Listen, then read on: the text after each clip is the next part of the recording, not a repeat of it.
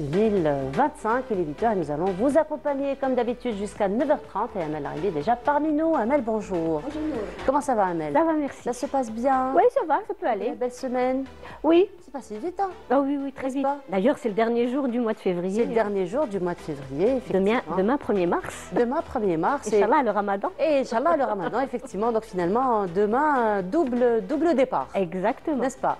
Départ de 2 nouveaux mois. Exactement. Inch'Allah, يطلعنا بالصحة والهنا. Surtout, Siyam Mabrouk à tous, on le dit quand même à l'avance. À l'avance. Voilà, alors aujourd'hui, justement, parlons de Ramadan. Alors, le mois de Ramadan, c'est aussi un mois de piété, hein, n'est-ce pas, Amel? Mais d'un autre côté, c'est aussi le mois de tous les excès, malheureusement. Oui. Malheureusement, exactement. N'est-ce pas? Les sucreries, les salés, c'est un mélange incroyable. Un mélange incroyable, des excès incroyables, surtout, mais sur une partie quand même particulière, justement, que le Dr Fethi Benachnou a choisi de nous en parler aujourd'hui. Alors, le premier élément qui sera perturbé, à ton avis? C'est l'estomac. L'estomac et le sommeil. Ah oui, oui, parce que les gens veillent beaucoup pendant le ramadan. Veillent beaucoup et puis c'est le jour et la nuit qui se... Un décalage. Un décalage énorme, effectivement. Et justement, aujourd'hui, nous allons parler du sommeil et son importance, surtout durant le mois de Ramadan, et surtout comment réguler son sommeil et comment pouvoir avoir donc, ces heures de sommeil dont le corps a besoin, parce que c'est vrai que par la suite, c'est très, très, très contraignant, même sur le comportement, même sur l'humeur. D'accord. N'est-ce pas? Moi, je ne change pas mon rythme, franchement, que ce soit le ramadan ou hors ramadan. Quelle chance. Moi, je garde toujours le même rythme. Moi non plus. Ah oui? Oui, moi non. Ah bah, on est bien. Voilà. Bon, je veille un peu plus que d'habitude, effectivement. Moi non. Je veille un peu plus. Tu dors à quelle heure habituellement? 10h30. Voilà, 10h30. Moi, je dors quand même à 21h. Ah, ça va. Donc, je veille un peu plus, on va dire jusqu'à 23h. Ça peut aller jusqu'à minuit, mais pas au-delà. Oui, moi non. Pas au-delà. Voilà, donc nous parlerons du sommeil et de son importance durant le mois de Ramadan en compagnie du docteur Fethi Benachnou. Aussi, toujours sur le volet santé, nous allons nous intéresser à une particularité, à des maladies particulières. Ce sont des maladies rares, puisque nous commémorons la journée mondiale des maladies rares. Alors, qu'en est-il du diagnostic, qu'en est-il de la prise en charge, surtout de cette population qui est atteinte donc, de ces maladies rares. Aussi, donc toujours avec le mois de Ramadan, donc on a parlé des excès, mais il y a aussi l'autre côté qui est excellent pour la santé, le jeûne. Ah, le jeûne. Le jeûne lui-même. Et d'ailleurs, aujourd'hui, le jeûne, à travers le monde, c'est devenu une recommandation médicale à part entière. Exactement. N'est-ce pas? Ça c'est bien fait aussi. Voilà, effectivement. Donc, c'est recommandé par les médecins à travers le monde. Et nous avons la chance, donc, en tant que musulmans, d'avoir ce mois chaque année, n'est-ce pas? Et de le vivre pleinement. Et nous allons parler de toutes les vertus du mois du Ramadan ce matin. Et comme chaque vendredi, Samira Hadjamar sera parmi nous. Et donc, cette fois-ci, elle va nous emmener du côté de Bouira pour nous présenter les monuments historiques de cette ville. Voilà donc pour le programme de cette matinée. Mais sinon, il va faire beau aujourd'hui, un peu mitigé. Mitigé, ouais. Il y aura des passages nuageux. Ah ben voilà. Mais on aura quand même un peu plus de détails, Inch'Allah, n'est-ce pas? Et ce sera juste après cela.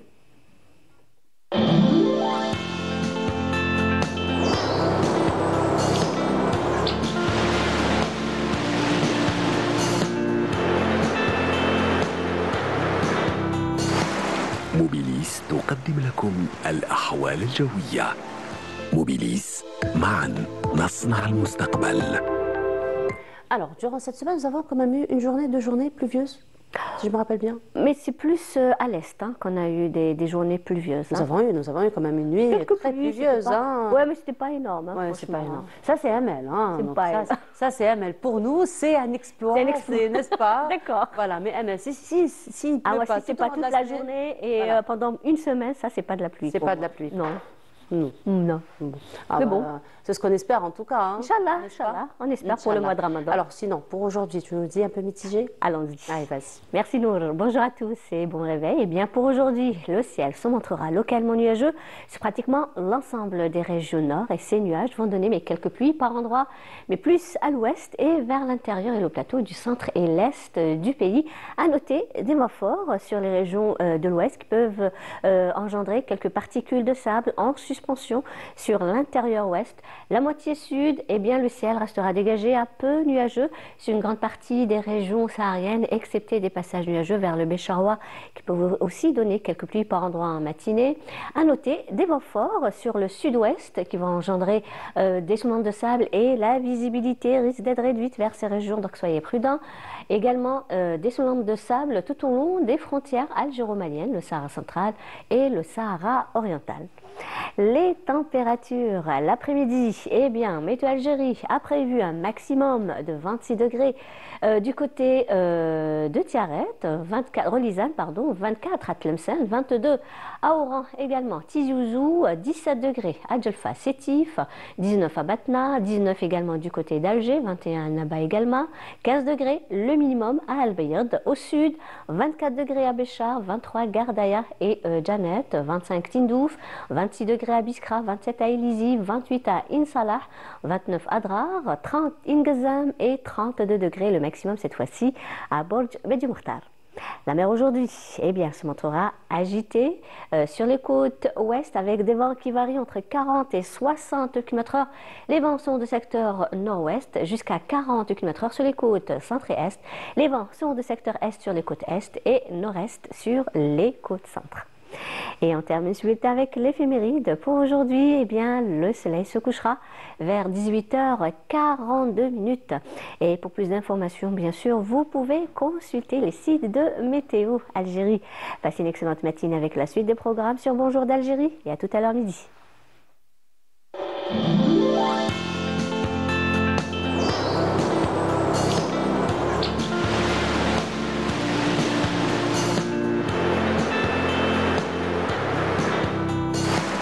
موبيليس قدمت لكم الأحوال الجوية. موبيليس معا نصنع المستقبل. Alors, des températures plutôt élevées à l'ouest, oui. Pour la 26 degrés à Relizane, c'est énorme. Hein. C'est énorme, oui, pour un mois de février, effectivement. Exact. 19 aussi à Alger. Alger, ça va. C'est un peu doux. Ça reste quand même un peu élevé pour la saison. Exactement. N'est-ce pas? Ouais. En attendant des jours meilleurs. Inch'Allah. Inch'Allah. Merci beaucoup, Amel. C'est moi. Alors, Amel, on se retrouve tout à l'heure, donc après le journal télévisé du midi, après celui de 19h. Et demain, avec plaisir. À partir de 8h pour Bonjour d'Algérie. Merci beaucoup, Amel. Demain, si c'est le ramadan, peut-être que ça va changer, non?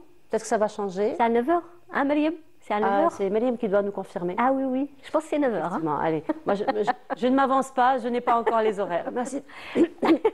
Alors, on vient de me le confirmer, c'est à 9h. À 9h, voilà. Merci beaucoup, Amel. C'est moi. Donc demain, à 8h si c'est pas Ramadan, et ce sera à 9h si c'est Ramadan. Merci beaucoup, Amel. Voilà, et on continue, ça va être... Excusez-moi. Et ça va être donc une chanson louange au prophète, alayhi salatu salam, et on se retrouve juste après. Sur le plateau, cette fois-ci, nous allons nous intéresser aux bienfaits du sommeil et surtout son importance durant le mois de Ramadan. Et ce sera en compagnie du docteur Fethi Ben Achnou juste après cela.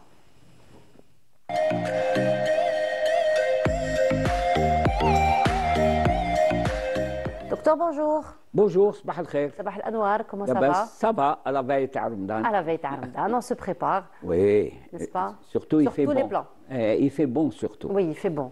Ramadan, le jeûne est assez lourd quand il fait trop chaud. Et c'est logique. On va expliquer ce que c'est que le jeûne. Et on se prépare, c'est une excellente... Nous sommes les musulmans, ceux qui jeûnent. Sincèrement, c'est une excellente opportunité pour notre santé physique et mentale, et on arrive à avoir un bien-être. Et d'ailleurs, aujourd'hui, le jeûne, c'est ce qu'on disait en compagnie de notre ami Amel Laribi il y a quelques instants. Aujourd'hui, le jeûne est carrément prescrit par les médecins de par le monde. Oui, oui. C'est vrai qu'à un moment donné, le monde était un petit peu réticent par rapport à cette pratique. Et aujourd'hui, c'est carrément recommandé par les médecins. J'ai écouté la radio au moment de venir. Il y avait il y a l'INSERM, qui est un institut français. D'ailleurs, c'était une émission radio sur une chaîne, la chaîne 3, pour ne pas... Kamel Shekat, avec données de l'INSERM qui dit qu'il faut que quand on jeûne, il faut des structures spéciales pour accueillir les gens qui pourraient présenter des défaillances et tous ces éléments. Mais c'est pas possible, là, ils sont complètement à côté de la chose. Or, le jeûne, c'est, on va le dire, l'année, c'est 12 mois.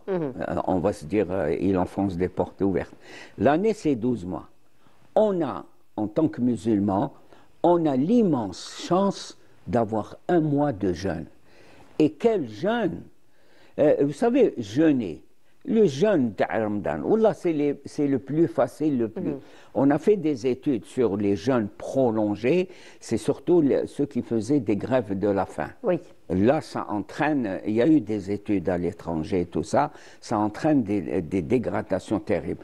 Nous, on a oublié, c'est l'imsak, avec le ventre plein de la ripaille du soir, et le lendemain, on fait un jeûne de quelques heures, c'est important, et après, on reprend la ripaille fil maghreb. C'est un jeûne des plus... Mais ses bienfaits sont immenses. En fait, c'est une désintoxication, docteur, sur tous les plans. Physique et mental, et spirituel. Spirituel surtout. Mais moi, je suis en peine de voir qu'à l'approche du Ramadan, il y a beaucoup de préoccupations, entre guillemets. Est-ce qu'il y a de la viande? Est-ce qu'il y a du poulet? Est-ce qu'il y a de ceci? Est-ce que les... Regardez maintenant, on se balade à travers les rues d'Algérie. Les épiciers, il y a des mawad ridaïya, les produits alimentaires. Le trottoir est envahi par des bouteilles d'huile, d'eau, de gazose, de toutes ces choses-là. Moi, j'aimerais qu'on fasse... preuve aussi de recueillement, c'est ça le but essentiel, l'objectif plus essentiel. Que de recueillement, de spiritualité. Un être humain, il est spirituel et il faut qu'en Ramadan on réfléchisse. Qui sommes-nous? Pourquoi on vit? Qu'est-ce que c'est que la vie? Quelle est ma relation avec l'autre, mon voisin? C'est réparer toutes ces choses-là et le jeûne fait son travail de purification. Mais le détox, c'est à la mode, le détox. Tel tisane, tel produit, tel composant, complément alimentaire, tous ces éléments-là, ça c'est ridicule. Oui. Le détox se fait automatiquement. Notre corps est auto-nettoyant. Alors justement, docteur, notre corps est auto-nettoyant. Il faut lui donner par contre les outils, les moyens et le temps pour le faire. Et quand on parle du temps pour le faire, il y a un élément essentiel, même élémentaire, vital, même si on arrive à le dire, c'est le sommeil. Le sommeil. C'est très important. À la limite, même vital. Vital. Je vais expliquer que c'est vital. À la limite, ce n'est pas le sommeil pendant le mois de Ramadan. C'est une hygiène de vie pendant toute l'année. Parce que si on vit, si maintenant, alhamdoulilah, je parle, je regarde, je vois que c'est du rouge, du noir, je rencontre un tel, tout ça, c'est parce que j'ai dormi la veille. Et chacun de nous, sans être médecin ou autre, c'est cela. Des fois, on est le matin tout fripé, tout fracassé, tout ça. En dehors, c'est-à-dire dans la vie de tout. Les collègues ou qu'est-ce qui se passe? Ça a l'air pas de patraque ce matin. Et nous, on le dit, ah ouais, hier soir, j'ai pas bien dormi. J'ai eu des réveils, des insomnies, j'ai pas bien dormi, j'ai fait des cauchemars, tout ça. Par contre, il y a des fois où nous-mêmes, en tant que nous-mêmes, au réveil le matin, on est en super forme et on dit « Ah, alhamdoulilah, hier soir, j'ai très bien dormi ». Donc tout est finalement relayé au sommeil. Au sommeil. Le sommeil n'est pas... C'est pas parce qu'on dort que notre corps et notre cerveau arrêtent de fonctionner. Au contraire, c'est au moment où on dort, où on est en plein sommeil, que notre cerveau est en pleine activité. C'est quoi? Moi, je compare ça à une supérette. Maintenant, le matin, on ouvre, tout est réglé, tout est...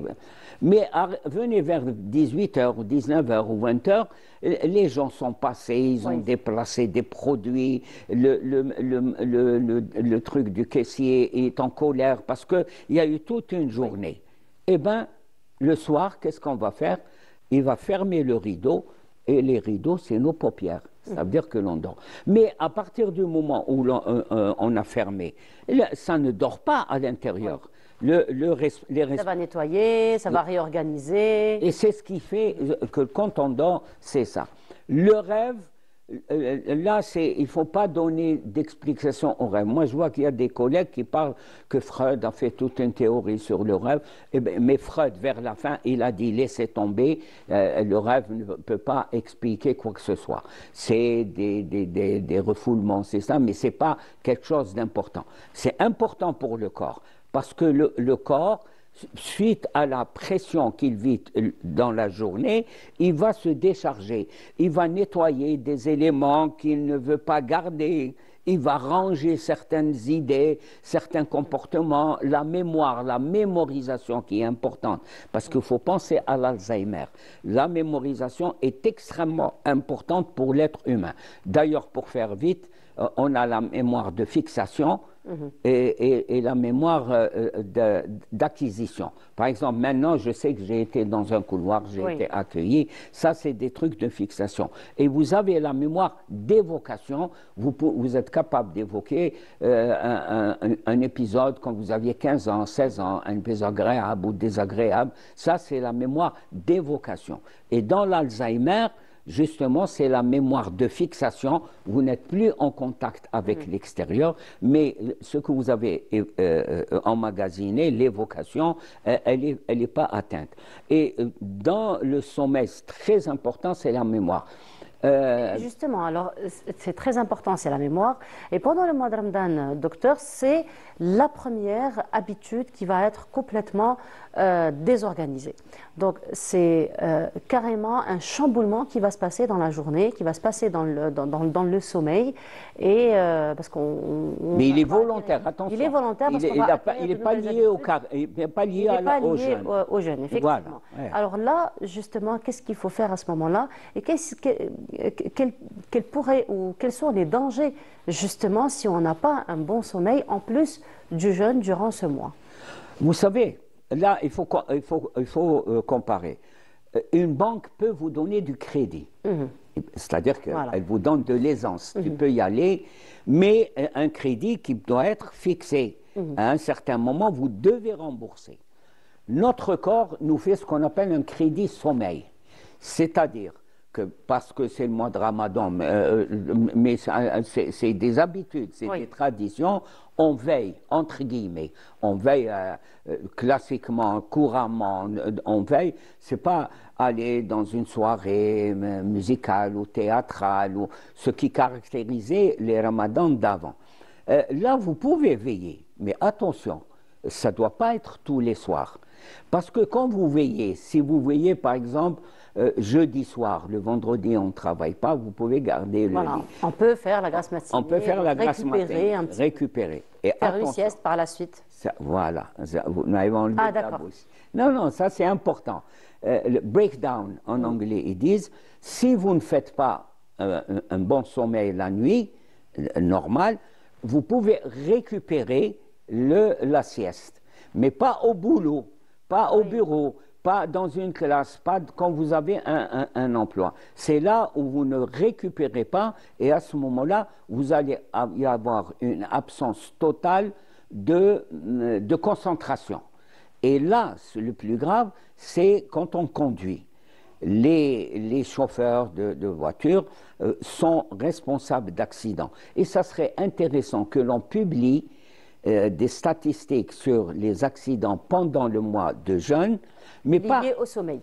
Mais des statistiques beaucoup plus fines, avec beaucoup des plus variables précises. très variables avec une enquête sur le conducteur. Est-ce que vous avez dormi, est-ce que vous n'avez pas dormi, tout ça.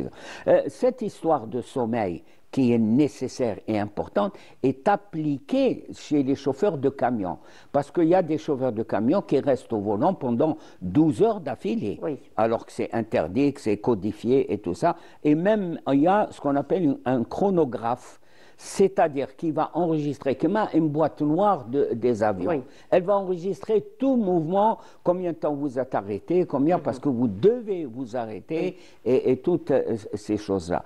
Donc vous voyez que le sommeil est extrêmement important. C'est pas parce que c'est Ramadan. C'est tout au long de l'année, voilà.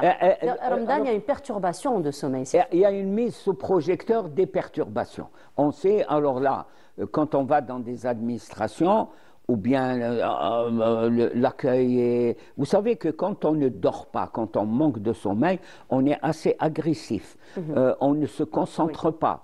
Ça, c'est tous ces éléments... C'est les manifestations, justement, du manque de sommeil. Manque de sommeil, et ça entraîne des maladies, l'hypertension artérielle, ça entraîne le diabète, ça entraîne des perturbations hormonales, et tous ces éléments-là. Le sommeil, c'est pas quelque chose de vital pour nous. Si je reviens, si je suis bien assis, alhamdoulilah, conscient de ce que je fais, de là où je suis, c'est parce qu'on a passé une nuit de sommeil. Les gens pensent que dormir, c'est perdre son temps. Non, c'est rendre son temps, le temps qui vient, il faut le rendre beaucoup plus fin, beaucoup plus délicat, beaucoup plus offensif et effectif. Et productif. Et productif et effectif.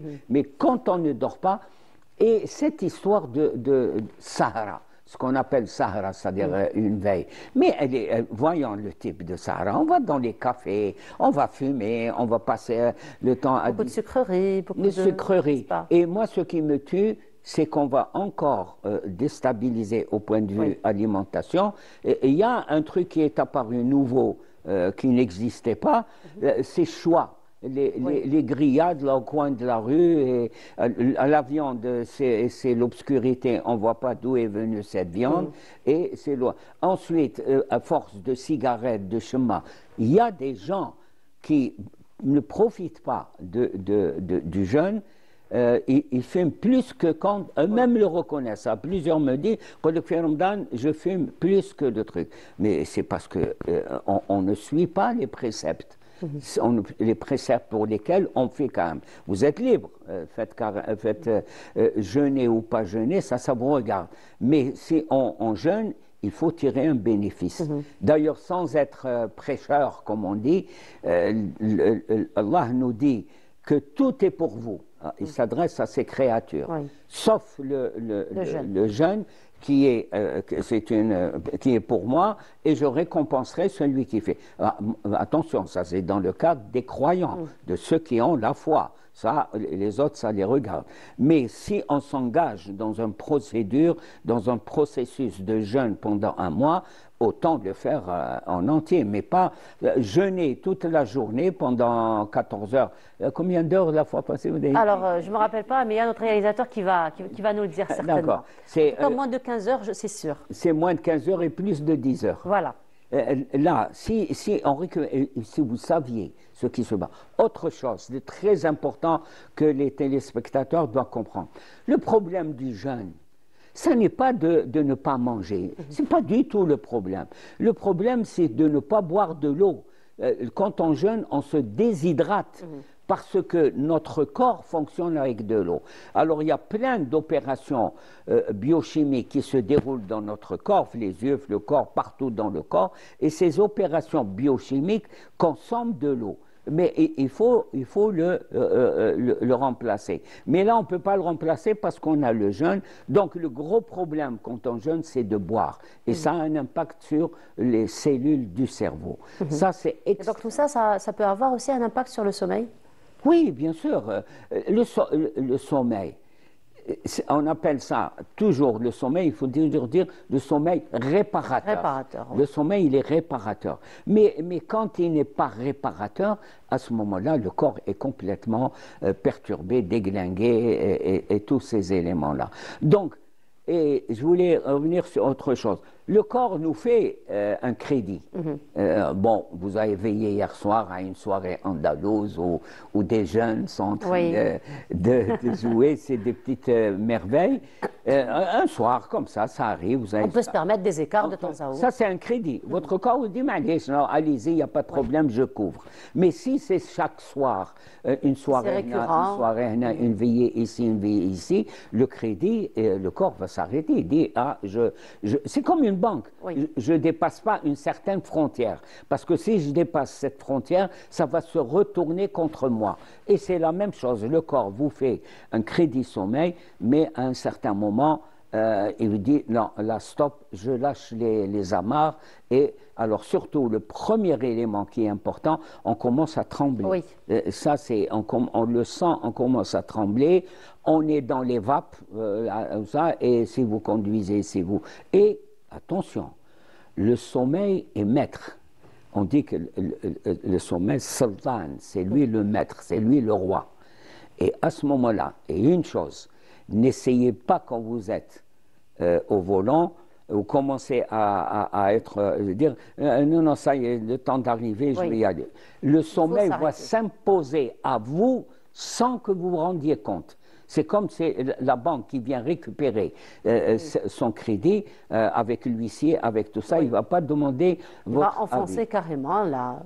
Attention, attention, attention, la conduite au volant. Alors justement, docteur, pour clôturer la rubrique d'aujourd'hui qui reste quand même très importante, d'autant plus que nous sommes à la veille de Ramadan.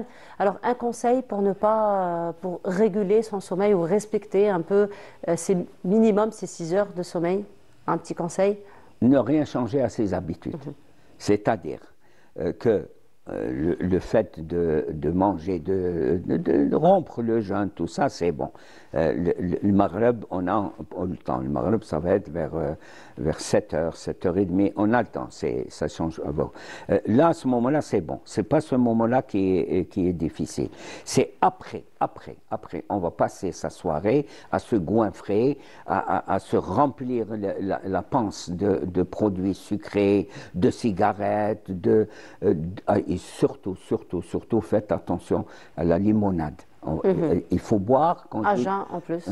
En jeun. Il faut boire de l'eau. Si possible, pas d'eau glacée. Par le froid, là, il n'y a pas de froid là, mais en été. De l'eau tiède. Boire de l'eau à gogo. Ça, c'est très, très important. Et le repas avant l'aube, le fajr, là, moi, je suis réticent. Si vous allez prendre le repas avant l'aube et vous levez pour aller travailler, c'est-à-dire un effort physique, c'est comme si vous aviez avancé le petit-déj. Ça, c'est bon. Mais si vous avez passé toute la soirée à se goinfrer de gâteaux, de zlabiya, de qalbelous, tout ça, vous rentrez à la maison chez vous, là où vous habitez, et on va vous préparer le suhoor. Parce que certains repas de l'aube est véritablement un deuxième repas. Il y en a qui font le shorba. Et surtout, je salue d'avance les femmes, parce que c'est elles qui vont souffrir, pas du jeûne, mais ils vont souffrir des conditions de préparation, de toutes ces choses-là. Sincèrement, je leur tire chapeau. Et là, pour les conseils, si on est appelé à avoir une journée chargée de travail, ça, oui, il faut prendre. Et si possible, dès qu'un sahron, on ne va pas dormir. Il faut retarder jusqu'à la sieste. C'est-à-dire le breakdown, en anglais ils disent, là c'est bon. Mais si on se goinfre toute la soirée et on se goinfre avec un repas à l'aube, et on va dormir, mais on va être une outre fermentée. Une chose qui est importante, ceux qui doivent faire des examens, surtout les examens de sang, les glycémies à jeun. Les glycémies à jeun, ça n'a aucun rapport avec le jeûne du Ramadan. Parce que le jeûne Ramadan, si vous faites un suhoor, et vous dormez, vous allez vous réveiller. On va trouver quand on va faire votre... Non, le suhoor, c'est avoir à peu près minimum de 8 à 12 heures de coupure totale. Voilà, effectivement. Voilà. Merci beaucoup, docteur. Ça va, on a eu quand même un peu de temps aujourd'hui. Oui, Merci beaucoup, bien docteur. sûr. On se retrouve vendredi prochain. Inch'Allah. Et on sera toujours avec la thématique de Ramadan, certainement. Oui, bien sûr. Certainement. On va Merci voir, beaucoup, docteur. Allez, à la semaine prochaine. Inch'Allah, et Sahar Ramadan d'avance. C'est Amna Maqboul, Inch'Allah. Inch'Allah, Que Dieu agrée notre jeûne. Inch'Allah. Merci beaucoup, docteur. Et donc, on continue. Cette fois-ci, nous allons nous intéresser, excusez-moi, aux maladies chroniques, puisqu'il y a eu une journée de sensibilisation aux maladies chroniques. Et c'est Felia Alcher qui a fait cette couverture. On se retrouve juste après. À l'approche du mois de Ramadan, de nombreuses personnes atteintes de maladies chroniques comme le diabète et l'hypertension s'interrogent. Peut-elle jeûner sans danger pour leur santé? On entend par maladie chronique toutes les maladies qui durent pratiquement toute la vie. Maladies non transmissibles, en particulier le diabète, bien sûr, type 2 en général ou type 1. En particulier l'HTA, l'hypertension artérielle aussi, qui est une maladie chronique, toutes les cardiopathies aussi, et par exemple aussi, on a aussi l'insuffisance rénale. Tout ça, c'est des comorbidités, c'est des maladies chroniques qui sont des maladies qui durent longtemps, si l'on veut. Pendant le Ramadan, il ne faut pas négliger ces maladies chroniques comme le diabète et l'HTA. Donc, ce que je conseille, de suivre les règles diététiques, de prendre leur traitement, de consulter leur médecin, et de ne pas dire que pendant le Ramadan, tout va aller très bien. C'est après que les complications vont être découvertes. Un suivi régulier est essentiel à la fin d'éviter les complications et de profiter pleinement des bienfaits du mois sacré. Entre bilan de santé, ajustement du traitement et contrôle médical, une prise en charge adaptée permet de conseiller jeûne et bien-être. Pour gérer ce mois de piété, de convivialité, avec beaucoup d'égards pour leur santé. Et c'est quoi l'égard pour la santé? D'abord, nous avons au moins 10% de notre population qui est dans le prédiabète et souvent ils l'ignorent, ils ne font pas des bilans de santé et nous refusons, nous ne voulons pas qu'ils basculent dans le diabète après le Ramadan, parce que c'est ce qu'on constate à chaque fois. Donc faites-vous un bilan, il est encore temps. Jeûner, d'abord c'est un repos physiologique, vous allez donner congé à vos organes, il n'y a pas de glucides, le pancréas ne va pas produire d'insuline, le stomac ne va pas prendre d'acide d'HCl, donc il y a des bénéfices. Et c'est l'occasion pour l'organisme de faire sa toilette, son nettoyage, le foie va convertir son glycogène en glucose, donc on va détoxiquer l'organisme, il va y avoir une stimulation cellulaire, une amélioration de l'immunité, on améliore certains paramètres, les lipides, l'inflammation, donc il y a énormément de mais c'est pour ça que Dieu nous... Mais le problème, c'est de ne pas, ce qu'on a gagné la journée, il ne faut pas le perdre le soir à table par une suralimentation. Les spécialistes recommandent un suivi médical régulier, ainsi qu'une bonne hygiène de vie. C'est quoi hygiène de vie? Je l'assimile à un édifice qui va reposer sur des piliers. Le premier pilier, c'est d'avoir une alimentation saine. C'est-à-dire, elle est variée, elle est équilibrée, elle est modérée et c'est quelque chose qui s'inscrit dans la durée.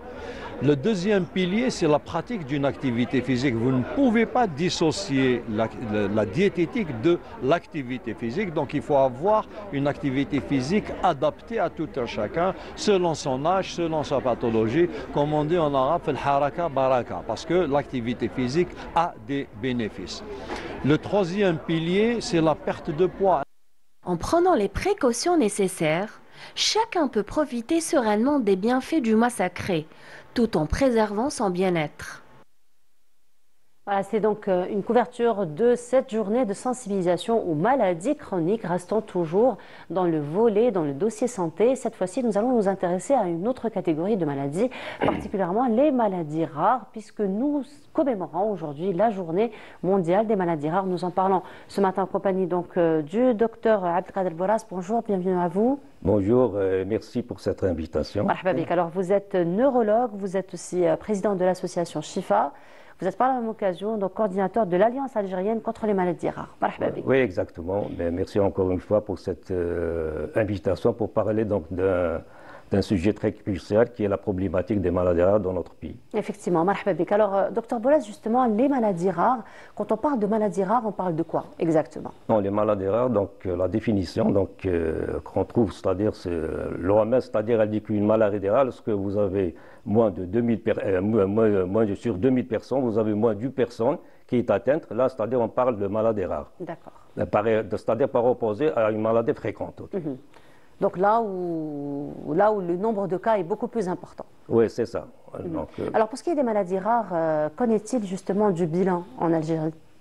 Bon, les maladies rares, donc, on en trouve c'est-à-dire dans toutes les spécialités, mais beaucoup plus. Donc, on trouve ce qu'on appelle d'abord, les premières, c'est les maladies lysosomales, donc, qui sont donc les plus fréquentes.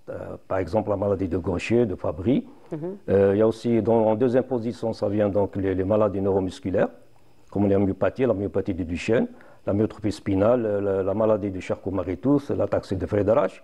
Et en troisième position, donc, les maladies donc, sanguines rares, comme l'hémochromatose ou d'autres maladies donc, sanguines rares. Mais c'est-à-dire ces maladies, on les retrouve dans toutes les spécialités. Donc, dans toutes les spécialités, on trouve donc ces maladies. Donc voilà, donc, de manière générale, donc... Pour ce qui est des maladies rares, effectivement. Pour ce qui est des maladies rares. Quel est du diagnostic, docteur, de ces maladies rares? Donc, le diagnostic, ça diffère d'une maladie à une autre. Il y a certains, donc, ce qu'on demande, ce qu'il y ait, c'est-à-dire un diagnostic précoce. Oui. Plus, c'est-à-dire, on diagnostique précocement la maladie, plus, c'est-à-dire, on la prenne donc, en charge donc, mieux. Donc, il y a certains, donc, ça vers l'âge de 2-3 ans, lorsque, donc, il y a des signes cliniques. Par exemple, je vous donne un exemple dans la myopathie du Duchenne. C'est à l'âge de 2-3 ans que les parents remarquent que leur enfant ne marche pas normalement. C'est-à-dire qu'il ne monte pas les escaliers comme les autres. Lorsqu'il marche, donc, il a des problèmes. Donc là, ils remarquent. Qu'est-ce qu'ils font? Donc, ils l'emmènent vers un médecin. D'abord, donc, peut-être un médecin généraliste ou un pédiatre. C'est lui donc, qui remarque donc, qu'il a un problème donc, au niveau de la musculature. Qu'est-ce qu'il fait? Donc, il oriente en général vers un neurologue ou un neuropédiatre. Et celui-là, il va demander donc, des bilans. Par exemple, un bilan donc, des enzymes musculaires qui va remarquer donc, par la suite qu'ils sont augmentés, ce qui va orienter donc, vers donc, une atteinte musculaire. Et par la suite, il va demander un EMG, un électromyogramme, qui va donc, montrer donc, un tracé myogène. Il y a un autre, donc, des fois, c'est-à-dire on demande aussi donc, des tests génétiques. Ce sont les tests génétiques qui font donc le diagnostic donc, de certitude. Pour cela, c'est-à-dire on pense avec le diagnostic de cette maladie. Est-ce qu'on comprend par là, docteur, que les maladies rares sont congénitales ou elles peuvent se développer par la suite ou être contractées par la suite? Oui, certaines maladies sont congénitales, c'est-à-dire à la naissance. Congénitale, ça veut dire à la naissance. Ils naissent à la naissance. Comme par exemple la myopathie congénitale. D'autres, c'est-à-dire, 80% de ces maladies, c'est des maladies génétiques. D'accord. C'est-à-dire que c'est un gène qui devient malade, c'est-à-dire à la suite d'une mutation, ce qu'on appelle une mutation, Khalel génie. Donc, il produisait donc, à l'état normal une protéine. Ensuite, à la suite d'une mutation, il va arrêter de produire cette protéine ou va la produire en quantité insuffisante, comme le cas de la myopathie du Duchenne. Dans la myopathie du Duchenne, la protéine incriminée, c'est la dystrophine. C'est la dystrophine. Donc là, c'est-à-dire le gène ne va pas donc produire cette protéine. Et cette protéine, elle entre dans ce qu'on appelle donc la structure du muscle. Donc voilà, donc 80% sont d'origine génétique. Oui. OK. Pour certaines, elles sont congénitales, à la naissance. Pour d'autres, c'est-à-dire elles apparaissent donc, à l'âge très précoce. D'autres, elles apparaissent à l'âge de 2-3 ans. Voilà, commencent à apparaître. C'est les formes juvéniles. Il y a aussi les formes donc, adultes, jusqu'à l'âge adulte, que la maladie, c'est-à-dire elle se déclare. Oui. Voilà. Et quand elle se déclare, c'est que c'est une maladie qui a déjà existé dans le corps et qu'on n'a juste pas diagnostiquée, ou c'est une maladie qui se développe avec le temps? Non, c'est-à-dire, les maladies, elles sont variées. Donc, jusqu'à maintenant, c'est-à-dire, on est en train de les étudier. De les étudier. Elles n'ont pas encore livré tous leurs secrets. Oui, c'est ça. Donc, c'est des maladies qui n'ont pas encore livré tous leurs secrets. Pourquoi? C'est-à-dire, la maladie, elle ne se développe qu'à l'âge adulte. Oui. Peut-être que le gène, d'ailleurs, c'est-à-dire la mutation, elle a commencé, c'est-à-dire elle a commencé, ensuite elle est apparue à l'âge adulte. Peut-être, je dis bien peut-être. Oui. OK. Mais je vous dis, que la majorité de ces maladies, elles touchent les enfants, plus de 60%. Quand même. Malheureusement, elles touchent les enfants. Donc, elles touchent les enfants. C'est des maladies donc invalidantes. Oui. Pour certains, comme la myopathie de Duchenne ou d'autres maladies neuromusculaires, elles touchent le muscle. Donc, l'enfant, c'est-à-dire à la langue, il ne peut pas marcher. Donc, il va se retrouver sur une chaise roulante. Donc, c'est des maladies handicapantes. Oui. Voilà, donc. Alors, justement, docteur, par rapport, qu'en est-il de la prise en charge de ces maladies? Donc là, vous préconisez quand même un diagnostic précoce pour qu'on puisse prendre la maladie en charge très rapidement. Mais qu'en est-il de cette prise en charge? Bon, pour le moment, c'est les structures de santé. Donc, c'est les CHU, donc les différents services, les différents médecins spécialistes qui prennent ces maladies. Pour que ces médecins soient formés. Donc, pour diagnostiquer précocement ces maladies, et par la suite la prise en charge. Il faut que vous sachiez, donc, pour le moment, en ce qui concerne d'abord les tests génétiques, il y a 2 unités, parce que c'est une maladie où il faut plusieurs spécialistes, c'est-à-dire multidisciplinaires. Il leur faut donc une prise en charge multidisciplinaire. Donc, c'est-à-dire, la première des choses, c'est les tests génétiques, qui est très important. Pour le moment, il y a 2 unités. Une unité au niveau du CHU Mustapha, une unité des maladies rares, qui fait le test génétique auparavant pour 25 maladies rares.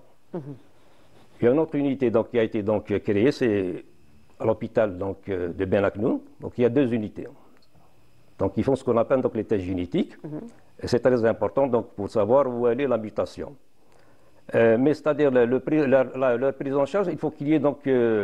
toute une équipe. Toute une équipe pluridisciplinaire. Donc le pneumologue ou le neuropédiatre, le cardiologue, donc le pneumophthysiologue, le médecin donc nutritionniste et les chirurgiens, c'est-à-dire ce qu'on appelle donc les chirurgiens, c'est-à-dire des os.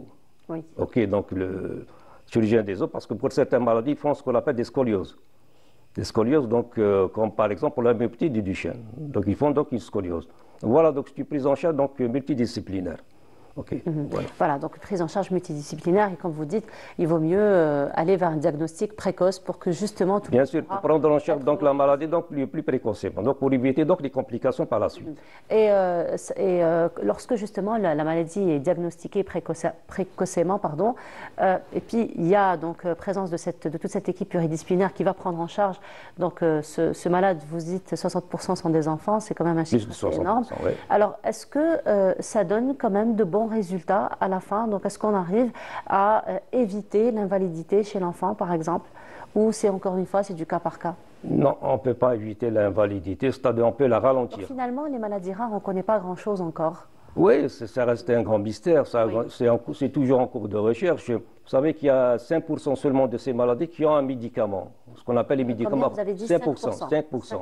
5% qui ont un médicament, ce qu'on appelle les médicaments orphelins. Oui. Okay. Donc il y a beaucoup d'autres maladies qui sont en cours de recherche, surtout les syndromes ados. Oui. Les syndromes. Donc on ne connaît pas beaucoup sur ces maladies. Il y a beaucoup qui sont de recherche. Pour le moment, c'est-à-dire, on commence c'est-à-dire, à percer leurs secrets. Il y a ce qu'on appelle la thérapie génique, par exemple, donc qu'on commence à utiliser. Il y a certains médicaments qui sont issus de la thérapie génique, ce qu'on appelle donc les médicaments, donc les nouvelles thérapies. C'est une nouvelle thérapie ou les médicaments innovants. C'est-à-dire, c'est des thérapies qui vont vers le gène. Ils traitent le gène, qui, c'est-à-dire, recommence donc à produire la protéine qui manquait chez ces maladies. Mais, c'est-à-dire, grosso modo, c'est des maladies mystérieuses. Voilà, mais les maladies mystérieuses, justement, docteur, vous prévoyez un événement pour sensibiliser à toutes ces questions qui sont liées, informer déjà, sensibiliser justement à ces maladies rares, n'est-ce pas? Oui, non, nous, on a l'habitude, c'est-à-dire de célébrer la journée internationale des maladies rares, donc à la fin de du mois de février. Oui. Pourquoi on a choisi donc la fin du mois de février? Parce que c'est le seul mois qui se termine par 28 ou 29, donc il est rare par rapport à la fin des autres mois qui se terminent par 30 ou 31. C'est pour cela qu'on a choisi donc la fin du mois de février. C'est beaucoup de symbolique. Hein? Oui, c'est symbolique. Donc nous, c'est-à-dire à partir de 2011 qu'on a commencé donc à célébrer cette journée. C'est une journée d'information, de sensibilisation à laquelle on invite donc les malades, les familles des malades, des médecins. Il y aura donc des communications scientifiques. Ça va être cette année après le Ramadan. Inch'Allah. Après le Ramadan, Inch'Allah.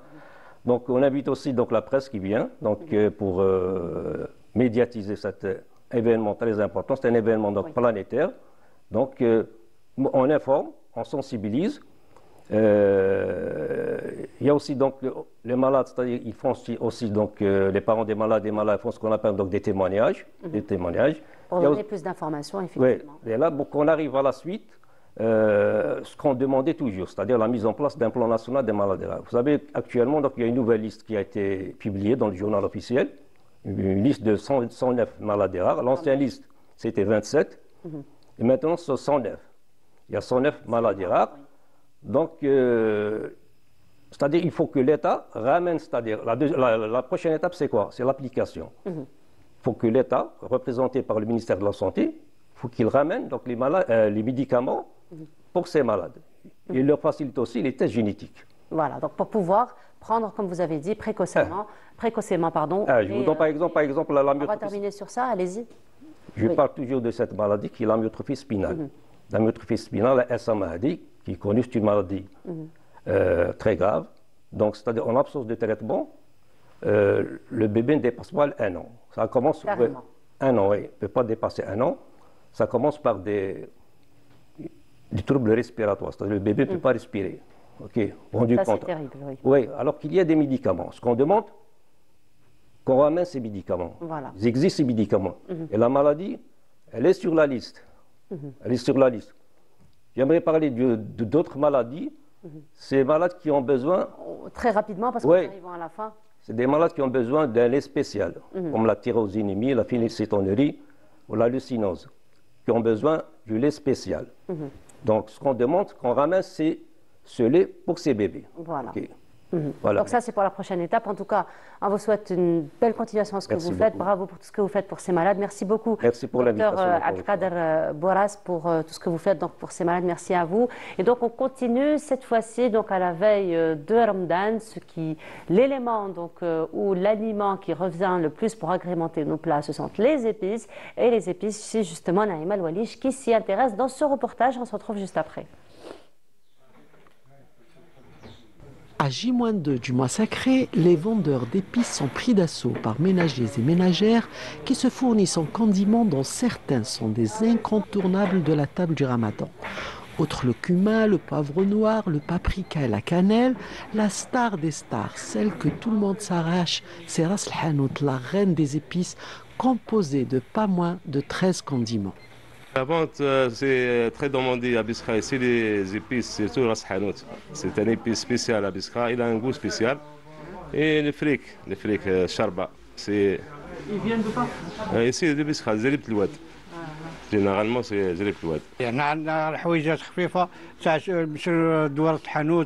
J'ai un petit budget de 3000 dinars. Je vais juste acheter Ras El Hanout, du piment fort, poivre noir, fric. Et c'est tout.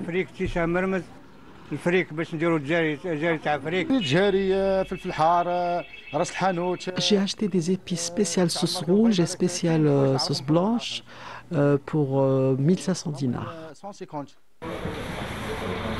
Le moins que l'on puisse dire, c'est qu'en cette période, les vendeurs d'épices qui réalisent 70% de leur chiffre d'affaires en le vent en poupe.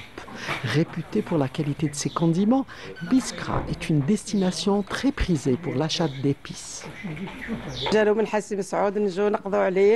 Je suis venu de Hassim Saoud pour me fournir en épices. J'ai acheté le fric, paprika, piment fort, gingembre, curcuma, des épices que j'utiliserai jusqu'à l'Aïd et ça m'a coûté la coquette somme de 6000 dinars.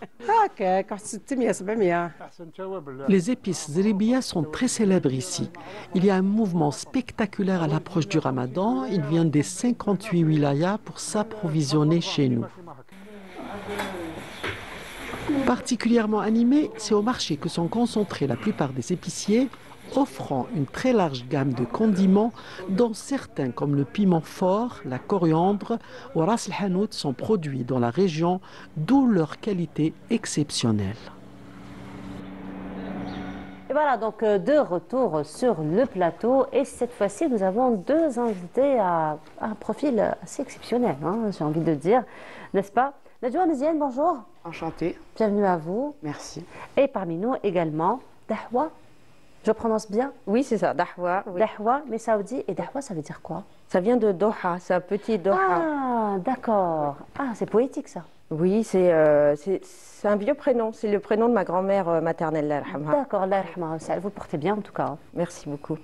Bravo. Merci. Alors, Nedjoua, je commence par vous. Alors là, j'ai sous les yeux un parcours assez atypique, hein, oui. N'est-ce pas?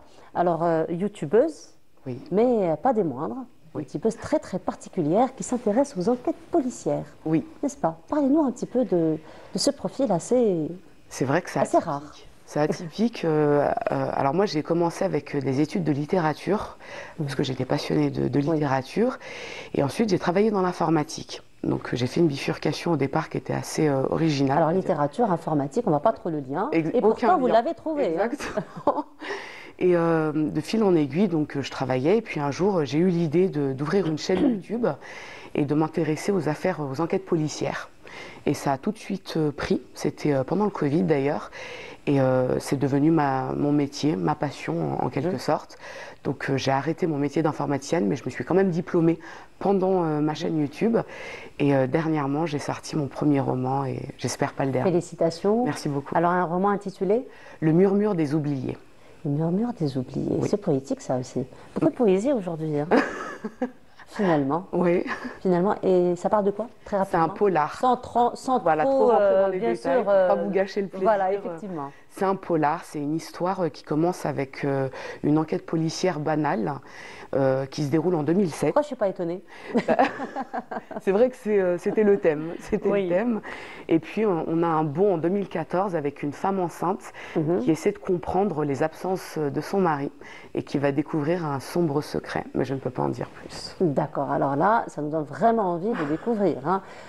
Particulièrement pour les personnes qui sont particulièrement intéressées par toutes ces enquêtes, qui aiment bien finalement le cinéma, les films Exactement. Là, je me retrouve par contre. Hein. Merci là, je me beaucoup. Alors, Dahwa, je reviens à vous. Là, c'est un autre profil finalement qui, loin d'être des enquêtes policières, mais autre enquête finalement. Allez, pour faire une belle transition, autre enquête de personnes qui veulent se relocaliser. Oui. Alors, parlez-nous un petit peu de ce profil.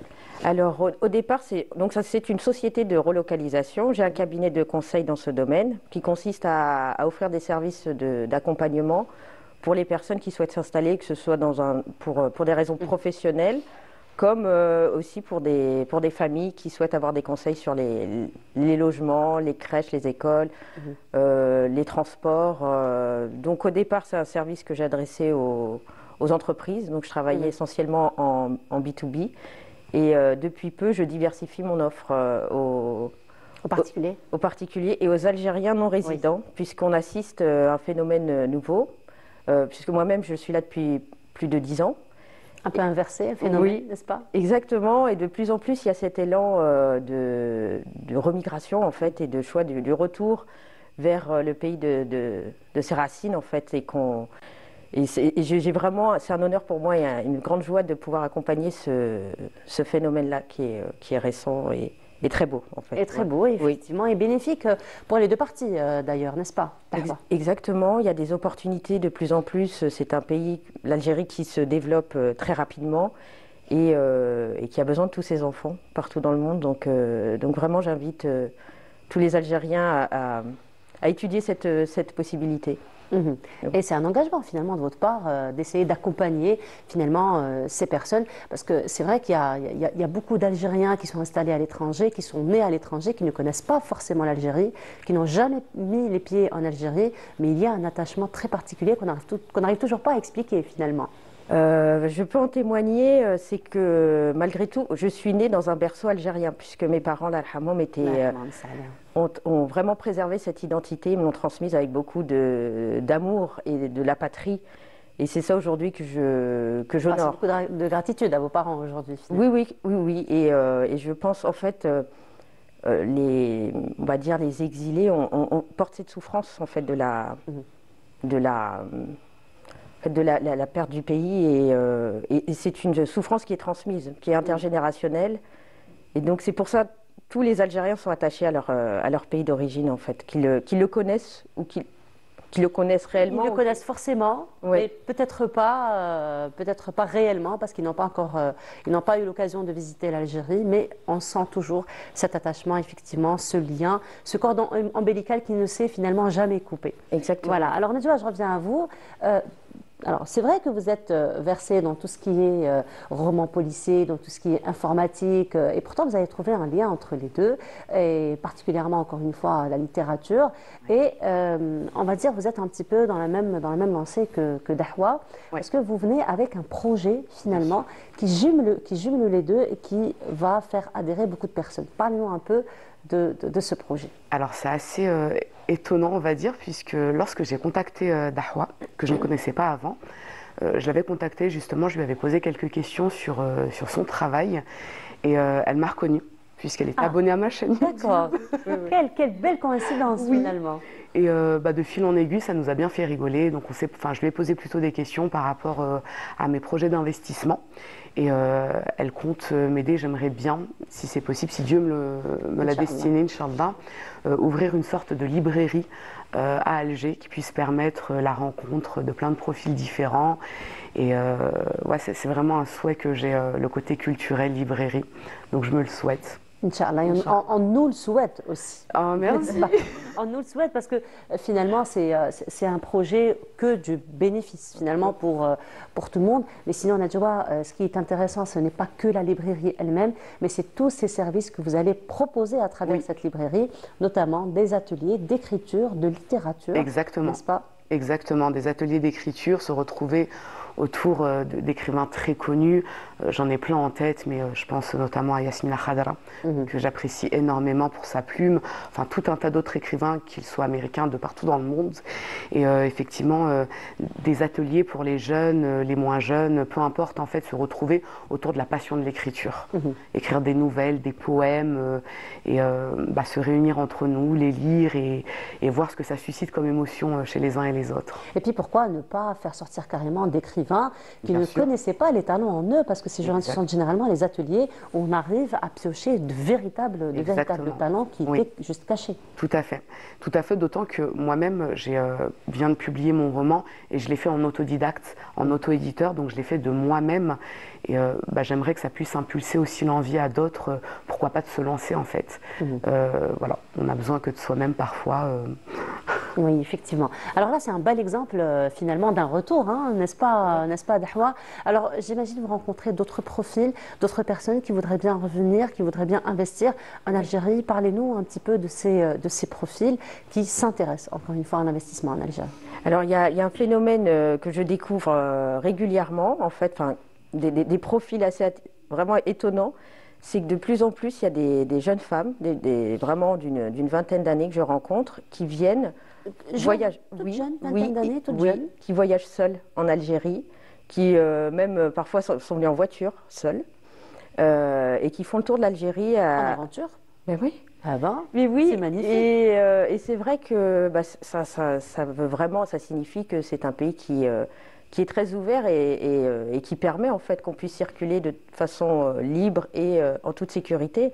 Donc vraiment, je trouve que ça donne une image très positive en fait de notre pays. Après, concernant les profils, ils sont assez variés puisqu'on va avoir à la fois des personnes seules qui souhaitent faire cette remigration et également des familles. Dans ce cas, ça nécessite dans tous les cas en fait une préparation vraiment en amont pour bien identifier les zones, les secteurs dans lesquels habiter. Les écoles, après, en fait, avoir tous les services associés autour et savoir aussi quel est le projet une fois installé, enfin, avant l'installation, quelle est l'activité professionnelle qui va pouvoir être faite. Donc c'est pour ça aussi on a pas mal de profils d'entrepreneurs. Donc ce sont des personnes qui vont avoir à apporter une chose. Alors c'est vrai que le profil entrepreneur est un profil très intéressant, d'autant plus qu'aujourd'hui il y a toute une orientation gouvernementale par rapport à toutes les disponibilités, toutes les dispositions d'aide et de facilitation à l'entrepreneuriat en Algérie. Oui, absolument. Donc c'est pour ça au cas par cas, on voit quelles sont les mesures qui s'appliquent en fonction, puisque c'est une étude très approfondie et en même temps très spécialisée en fonction du... Est-ce que vous pouvez nous expliquer un petit peu votre métier? C'est très curieux. Alors c'est un métier, donc au départ les services de relocalisation, au départ c'est pour les entreprises. Donc en fait c'est un soutien aux ressources humaines, parce que les ressources humaines des entreprises en général vont s'occuper de la rémunération, enfin des emplois du temps, mais pas forcément des congés, mais pas forcément de l'installation proprement dit du salarié quand il est détaché, quand il change de territoire. Donc l'importance de ces services de relocalisation, c'est de soutenir, en fait d'externaliser cette partie-là et de soutenir pour que ça libère du temps pour l'entreprise. Donc ce sont des services en fait où je travaille pour ces sociétés-là, pour leur permettre de s'occuper d'autres choses. C'est de l'accompagnement finalement que vous faites. C'est de l'accompagnement. Concrètement, on va dire le plus couramment, on va me solliciter pour des recherches de logement et de l'accompagnement de l'installation vraiment logistique. C'est ça qui est important, parce que par exemple, on gagne du temps sur ces procédures-là. Une installation, je pourrais la faire, selon les cas, en une journée, si tout a été préparé à l'avance. Bien sûr, il y a le travail qu'on ne voit pas avant, mais en une journée, on peut trouver le logement. La partie cachée de l'iceberg, bien sûr. Voilà. Donc après, pour les questions administratives, là, c'est vraiment au cas par cas, c'est plus pointu. Donc soit ce sont les ressources humaines qui gèrent ça, soit on gère ça aussi avec des cabinets spécialisés, d'avocats par exemple, quand c'est des questions juridiques vraiment à proprement parler. En fait, je travaille avec un réseau de partenaires, donc j'ai besoin de... Ça allait être ma question justement. Voilà, donc c'est un cabinet de conseil qui va centraliser tous les partenaires nécessaires à... C'est vraiment pluridisciplinaire finalement. Oui, absolument, oui. Et l'avantage, vu que je suis là depuis 11 ans, quand même. Oui, c'est que j'ai pu constituer mon réseau. Donc vraiment, ça facilite. Et c'est un réseau sur tout le territoire. Alors essentiellement Alger, et Oran. Voilà, là on s'ouvre. C'est vrai que ce sont les deux grandes villes où on a le plus d'opportunités probablement. Exactement, mais après c'est vrai qu'il faut dupliquer ces processus. Parce qu'ailleurs, il y a des opportunités ailleurs, effectivement. À l'est du pays aussi, à l'est du pays, au sud. Au sud, oui. Après, d'opportunités. Effectivement. Donc ça, c'est à développer. À développer, effectivement. Alors, Nedjoua, je reviens à vous. Donc, vous venez avec un très, très beau projet, donc librairie, des ateliers surtout, donc de la belle initiation. Et donc, comment comptez-vous relocaliser? Voilà, vous relocalisez. Alors, justement, c'est la partie dont s'occupera Dahwa, puisqu'elle connaît bien tout cet aspect-là. Moi, je lui ai fait part de mon projet. Elle m'a d'abord demandé ce que je voulais exactement, ce que je souhaitais apporter surtout à l'Algérie. Donc, je lui ai parlé de mon projet et on a vu que c'était quelque chose qui était certainement intéressant puisqu'il y a de la demande. Donc, elle va s'occuper de toute la partie administrative finalement puisque c'est son travail. Et on a vu qu'avec le ministère de la Culture, justement, il y avait cette ouverture, cette possibilité. Donc là, dans ma tête, je me suis dit, ça c'est un signe. C'est le moment. C'est que je dois le faire exactement. Donc j'ai hâte de pouvoir commencer.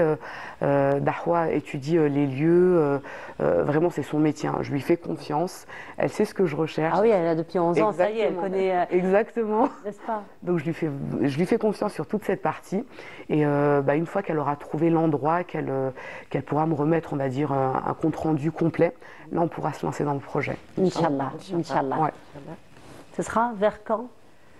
Moi, si je pouvais, ce serait demain. Ce serait maintenant. Allez, maintenant, parce que demain, c'est Ramadan. Oui, voilà. Comme ça, on va bien commencer. Alors, ce sera maintenant. J'aimerais, Inch'Allah, et on prendra le temps qu'il faut pour bien faire les choses. Oui, voilà, c'est ça. C'est surtout ça, en fait. Vous avez raison. Vaut mieux prendre son temps et faire quelque chose de bien qui nous ressemble, plutôt que de se précipiter et finalement regretter son choix. Donc, je me dis, je vais me laisser le temps. Alhamdoulilah, on a le temps. D'ici la fin de l'année, peut-être l'année prochaine. Mais en tout cas, c'est Dieu qui décide. Donc, si c'est l'année prochaine, c'est l'année prochaine. Peut-être que ce sera dans 2 ans, j'espère avant, mais en tout cas je fais confiance à Dahwa. Voilà, en tout cas j'ai ma grand-mère, qui dit toujours, parce que vous venez de dire que c'est Dieu qui décide, alors elle nous dit toujours, oui c'est vrai, c'est toujours pour d'être Rabbi, mais Rabbi dit toujours, alikum haraka wa aliya al-baraka. Oui. Je ne sais pas si vous comprenez un petit peu l'arabe, mais voilà, donc vous êtes en train de bien faire les choses, Inch'Allah tout sera en place, et puis on sera les premiers bénéficiaires. Au rendez-vous, finalement. Oui, et vous serez au rendez-vous. J'ai intérêt. J'espère que vous allez m'en informer. Mais bien sûr, vous inquiétez pas, vous serez la première informée, Inch'Allah. Merci beaucoup en tout cas, mesdames, d'avoir été parmi nous ce matin. Bravo pour tout ce que vous faites. Je vous souhaite une très très belle continuation. Et puis, Inch'Allah, d'autres profils qu'on verra venir découvrir les belles opportunités que nous avons en Algérie. Merci à toutes les deux. Merci. Ramadan, et merci pour votre invitation et votre bienveillance. Avec beaucoup de plaisir. Merci beaucoup. Donc, et on continue cette fois-ci. Ça va être pause musicale, pardon. Alors, on a beaucoup parlé de médecine aujourd'hui, beaucoup de maladies aujourd'hui, mais bon, ça va être pause musicale en compagnie de Abdelkader Chaoui. On se retrouve juste après. يا ضرا يا ربي نشفى الحبيب ونرى من هويته وسباني سيدنا محمد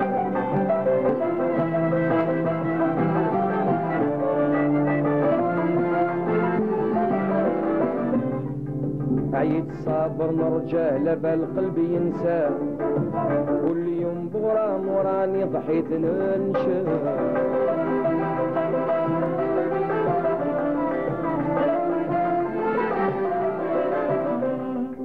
منزول بشكوري حتى نال ملقاه سعد ايامي نفرح مرنا نكيف تم نزاو ونجدد كل يوم الشعار في صلاته يتسلى كل من حضر كل يوم مخمر بهواه الليل ونهار راه عقلي في عشقه كامل القضاهر الصلاة والسلام على إمام الأبرار سيدنا محمد الأمة بشهر الصلاة والسلام على إمام الأبرار سيدنا محمد الأمة بشهر صلاة على الهادي صبر الشفار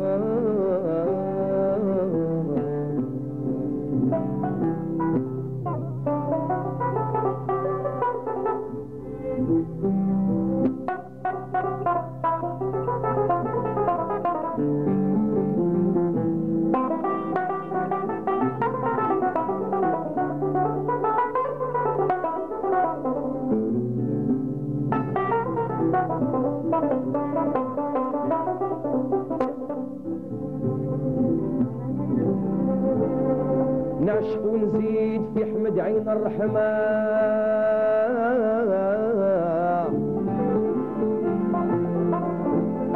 صاحب التاج واللواء الرماقي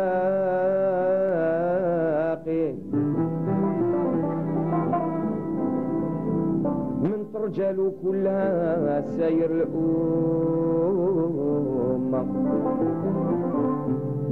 من ترجل كلها ساير الأمة ترجل شفاعته وجميع الأخلاق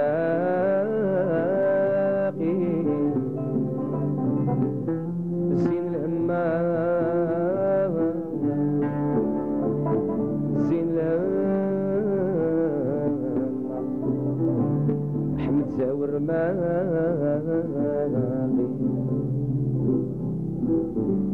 يا أحمد زين الهمة يا سراج النوار يا كتير المعجزات يا كحيل النجاة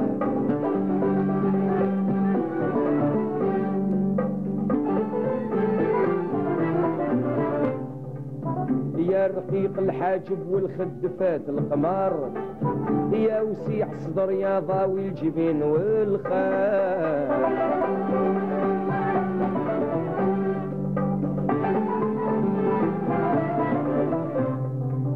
يا طويل الدرعين يا مثبت الشفار يا بديع الحسن الفايق القد والكمال بالشدود الجاو الشمايل بالذو عذاب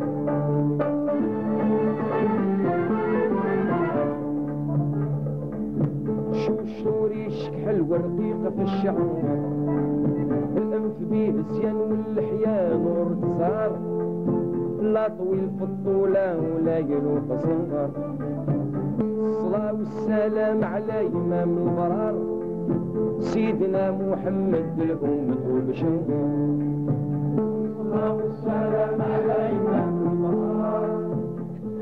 Et voilà de retour sur le plateau et cette fois-ci, donc nous allons parler de ce mois que nous attendons avec impatience chaque année, le mois de Ramadan, beaucoup de bienfaits, beaucoup de vertus, particulièrement sur le plan spirituel, sur le plan mental. Et nous allons en parler en compagnie de notre invité, donc professeur Rania Kerri. Bonjour, bienvenue à vous. Marhaba bik.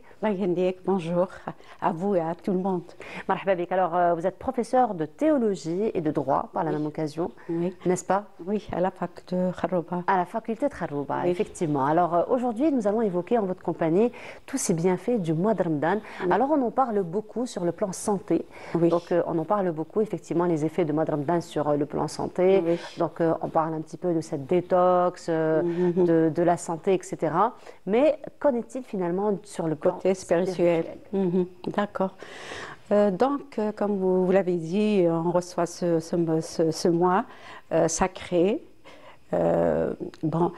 Généralement, on pense au matériel.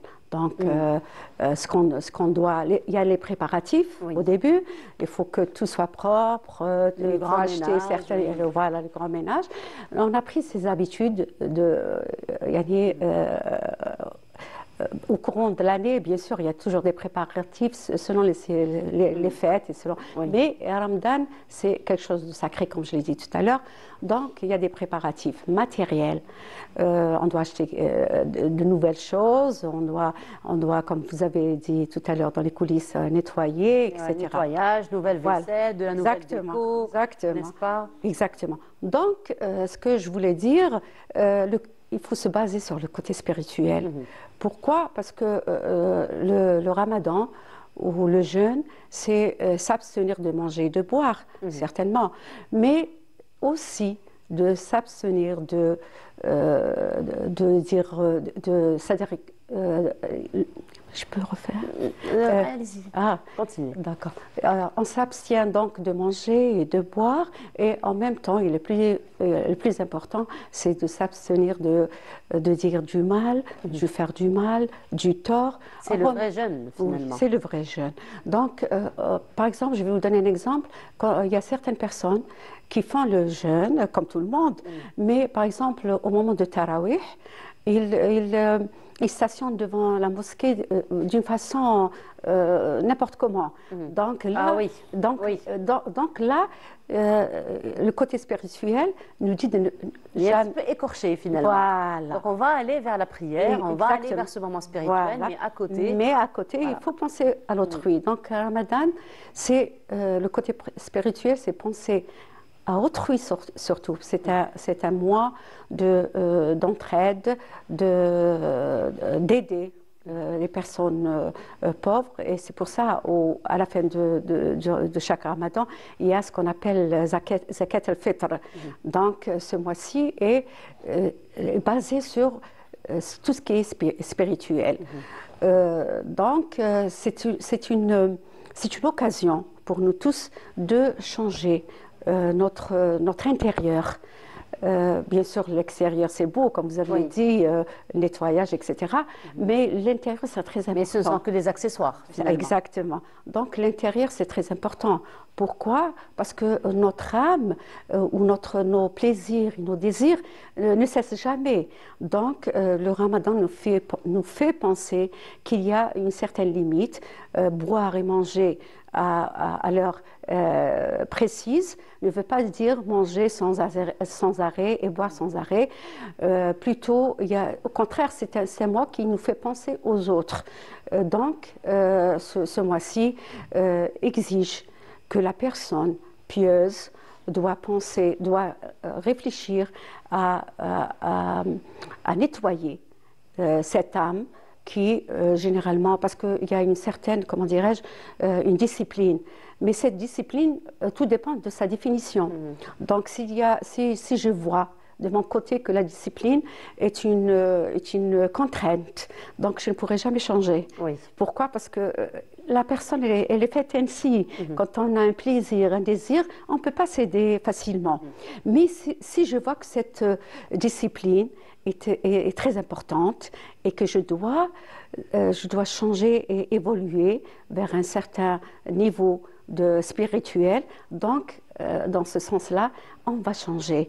Mais comme je vous ai dit tout à l'heure, si je vois que c'est une contrainte, je ne pourrai jamais changer. Ni moi, ni eux. Finalement, c'est un travail sur soi qu'on doit faire avant, n'est-ce pas? Exactement. Et en plus, le côté spirituel aussi, c'est de penser, à la famille, parce que c'est une occasion de lien familial, de liens familiaux, pardon.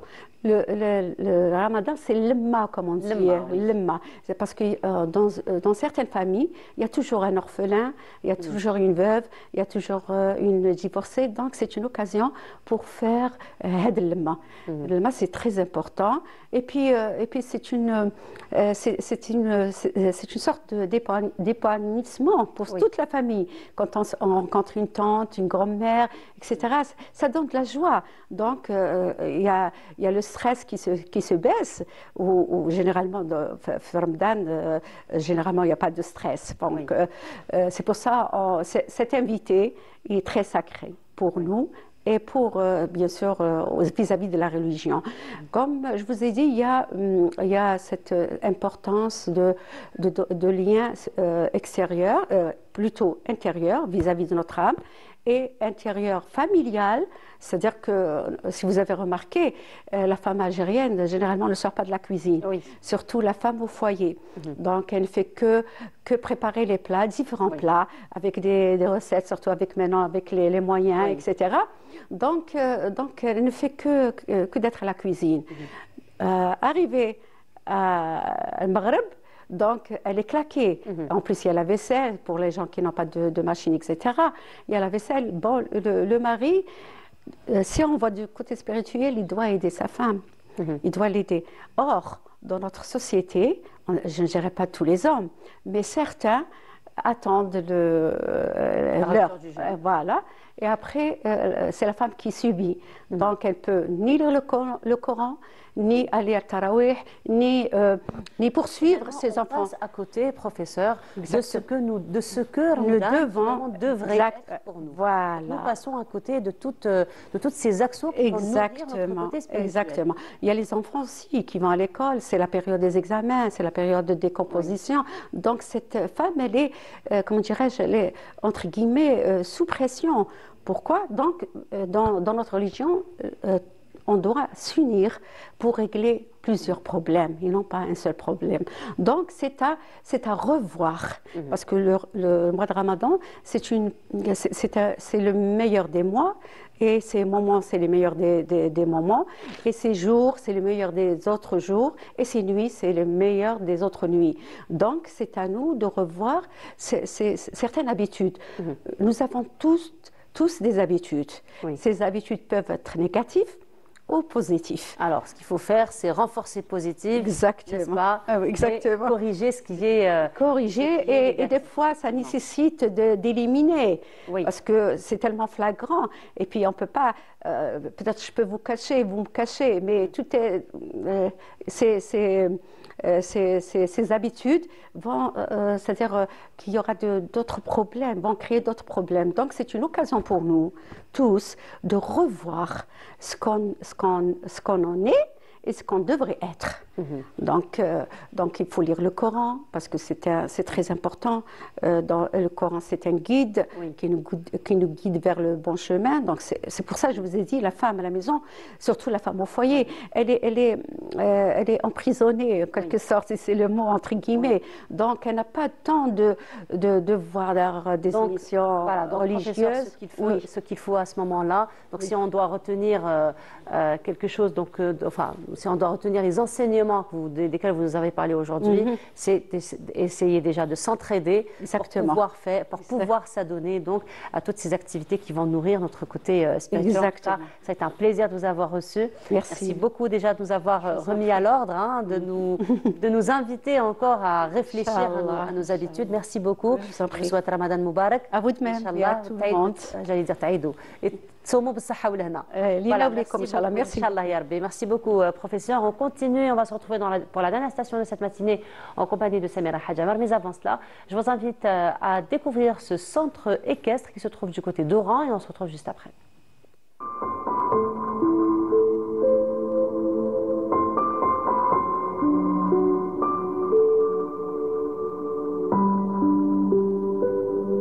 Dans ce centre équestre, niché au cœur d'une nature verdoyante et apaisante, deux petites filles se partagent une aventure particulière. L'une d'elles, habituée des lieux, a décidé de faire découvrir cet univers fascinant qu'est l'équitation à sa meilleure amie. Curieuse et un peu timide, la nouvelle venue suit sa copine qui lui présente les chevaux avec fierté. Ensemble, elles s'émerveillent devant la beauté et la douceur des animaux, échangeant rire et confidence dans une ambiance empreinte d'innocence et de complicité dans un lieu qui accueille chaque jour de nombreux enfants, venus comme elles pour vivre des instants magiques auprès des chevaux. Je suis venue avec ma copine pour faire une promenade avec elle. J'aime les animaux, surtout les chevaux, parce qu'ils sont fidèles et gentils et intelligents. J'aime les chevaux depuis mon enfance. أنا خيرت هواية الفروسية ملي كنت صغير على خاطر أنا نبغي العواد وفيهم راحة نفسية من تكون حداهم، وحتى يعلموا الواحد التوازن ويكون قابض روحه في الحياة تاعه.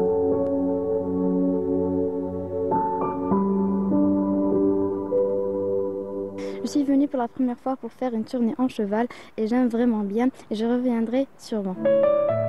Au-delà de l'équitation, ce centre équestre est un véritable lieu de rencontre et de détente, où les familles se retrouvent pour diverses activités, loin des tracas de la vie quotidienne, en plus des cours de cheval, des sorties en plein air, des balades à cheval et des moments conviviaux. Leur sont disposés, en somme, une expérience complète pour petits et grands. Un endroit où chacun, que ce soit pour le plaisir du sport ou simplement pour profiter de la nature, peut se ressourcer et passer un moment agréable en famille. Je suis venue pour la première fois avec mon père visiter ce centre et c'est vraiment magnifique. On l'apprécie beaucoup. Je suis venue avec mes sœurs pour faire une tournée au cheval et c'est vraiment génial. On est très content de ce cadre, de cet endroit qui nous permet à nos enfants de faire des balades, de monter à cheval, de changer de la routine de l'école et tout. Alhamdoulilah, on est très contents. Je vous conseille, en tant que parents et famille, de ramener vos enfants ici au club de l'équitation. C'est très intéressant et c'est une activité apaisante et qui vous fait sortir de la routine. C'est un endroit idéal pour passer de bons moments. Le cadre est idyllique. On a fait ce club généralement beaucoup plus pour les balades, pour faire apprendre aux gens l'équitation, pour avoir une idée sur les chevaux en général. C'est un endroit idéal pour les balades, les promenades, pour les familles. Ce centre équestre offre bien qu'une simple activité sportive. C'est un lieu de partage, de découverte et de complicité où les familles peuvent vivre des moments précieux ensemble, tout en s'épanouissant dans la nature.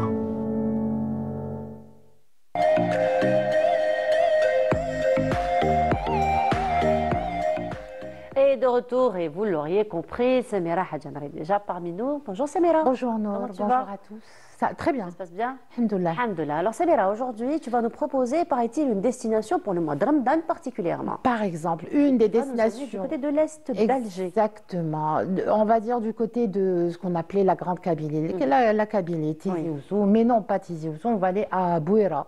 Bouira, puis des lions. Enfin, il y a très longtemps, il paraît qu'il y avait des lions là-bas qui attaquaient les gens qui s'arrêtaient. Il paraît aussi que ça veut dire que c'est une halte, un puits. Bouira veut dire puits, une halte des caravanes qui passaient. Oui, peut-être c'est ça. Sinon, à l'époque médiévale, c'était Souk Hamza, ou Hamza. Hamza qui est un descendant, c'est trop long à dire, en dernier lieu, Ibn Hassan, Ibn Abu Talib. Voilà. Donc l'époque islamique, bien sûr, est passée par là. Mais sinon, Bouira existe depuis, bien sûr, très très longtemps. Oui. Ça a été attesté par des choses qui ont été trouvées là-bas. Durant l'Antiquité, il y a des stèles votives qui existent. Il y a bien sûr Ozia. C'est sur le Rouselaine. qui est une commune de Bouira. Il y a aussi El Hashimiya, il y a aussi El Hadjiba. Alors, nous sommes à l'entrée de Bouira. Exactement, on est les bienvenus. Donc tu vois, Firmdan, au lieu d'aller au souk ou dormir, là, on peut aller se promener sur la... Après, c'est pas très loin d'Alger. Hein. Non, c'est 1 heure et la route, elle est super agréable puisqu'on peut y aller par l'autoroute Est-Ouest. Et comme on peut prendre les vieilles, tu sais, la route nationale numéro 11 et 5, on peut découvrir d'abord, on va à la rencontre des Algériens. On voit comment ça se passe chez eux, Firmdan. Est-ce qu'ils dorment ou est-ce qu'ils... ils sont très accueillants. Hein. Ils sont très accueillants. Il y a le parc de Tigijda. Donc, il est dans la wilaya de Bouira. Il y a le lac Agoulmim. Il y a en fait, c'est un site très, très climatique. On peut se promener. Il y a des forêts là-bas qui datent depuis toujours. Voilà. Donc, il y a des lieux. Il y a des mosquées. Oui, alors c'est un aqueduc. C'est une image qui a été travaillée peut-être. Il y a des aqueducs qui datent de l'Antiquité. Il y a les mosquées, bien sûr, qui sont très anciennes. On peut voir les cigognes là-bas. Bref, il y a énormément de choses et parfois il y a du patrimoine qui est à ciel ouvert. Alors, beaucoup de découvertes ont été faites, et notamment sur des terres qui appartiennent à des particuliers. Des mosaïques, grâce à Dieu, elles sont protégées. Ce sont des gens, donc des familles qui sont très responsables. Donc, ils protègent ce patrimoine. Ah là, c'est une belle mosaïque. C'est la mosaïque qui a été retrouvée sur l'une des terres, donc qui appartient à une famille privée, je veux dire, qui n'appartient pas à l'État. Bon, alors là, on avait dit on peut visiter la forêt de Azro, Twilet, Tigijda bien sûr, à Bechloul aussi, on peut aller, enfin bref, il y a beaucoup de choses. On peut citer la mosquée. Alors ça, c'est le fort Hamza. Ça, voilà, qui a été restauré, j'imagine. Restauré. Oui. On va dire que c'est le cœur de la ville. Une forme très très particulière. À la base, époque ottomane bien sûr. C'est un fort qui ressemble à plus ou moins une étoile. Il a été restauré en tout cas de cette façon. Et du temps de la colonisation, ils se sont installés là. Donc c'était un fort militaire durant la colonisation. C'est une manière, tu sais, c'est la route qui mène vers Béjaïa, vers Constantine. Voilà, c'est un croisement des chemins. Et Ozia, du temps, c'est la mosquée. C'est une mosquée, je pense que ça doit être Ibn Ahmed ou peut-être Ibn Ubaydis, voilà. Donc il y a énormément de mosquées anciennes, elles sont de l'époque contemporaine moderne, qu'on peut découvrir. Alors qui m'a donné cette idée? J'ai assisté à un colloque récemment à l'université, c'est le tombeau de Takfarines. D'accord. Takfarines est enterré là-bas.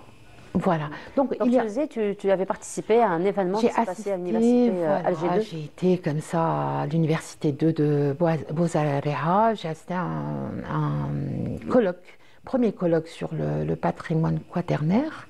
Donc j'ai rencontré Madame Dabia Ahmoudi qui, elle, a mis en valeur ce patrimoine, le patrimoine de Bouira, qui mériterait d'abord, Bouira mériterait d'avoir son propre musée national, qui pourrait, tu vois, tout ça c'est en plein air. D'abord, on pourrait y stocker tout ce qui se trouve à la direction de la culture. Tu sais, à chaque fois qu'il y a une trouvaille, il l'emmène, quand la gendarmerie trouve, quand même le citoyen trouve, il emmène ces objets à la direction de la culture et ils sont stockés dans les inventaires. L'idéal, c'est de pouvoir avoir son propre musée. Tizi aussi mérite d'avoir son musée. C'est une stèle votive. Voilà, tout ça dénote de l'importance du patrimoine. C'est un patrimoine qui existe depuis très longtemps et d'ailleurs pour preuve, un biface a été retrouvé. Emera, le biface c'est la Hadjara. Donc il y a un biface qui a été trouvé, j'ai ramené un exemple en photo et il est daté de 50 000 ans avant notre ère. Alors qui l'a daté selon Madame... Voilà, c'est ça. C'est Nedib Farhat, chercheur au CNRPH. Donc vous voyez, il y a énormément de choses à voir. Alors c'est une destination très intéressante, Samira, surtout que les vacances de cette année vont coïncider avec Ramadan. Alors pourquoi ne pas aller passer emmener les enfants marcher, visiter la ville, les mosquées, enfin il y a plein de choses. En tout cas, merci beaucoup Samira. Samira, je te dis Ramadan Mubarak. Ramadan Mubarak à tout le monde. Inch'Allah. D'accord, Ramadan Mubarak. À ma mère. Inch'Allah, à toute ta famille, Inch'Allah. Merci beaucoup Samira, on se retrouve vendredi prochain. Inch'Allah, avec Inch'Allah, voilà, donc nous arrivons à la fin de notre émission. Merci beaucoup de nous avoir suivis. Excellente journée à tous. Alors, demain, Inch'Allah, on se retrouve à 8h si ce n'est pas Ramadan. Par contre, on se retrouvera à 9h si c'est Ramadan. Et je vous dis par avance, Ramadan comme Mubarak, au revoir et je vous retrouve demain avec grand plaisir.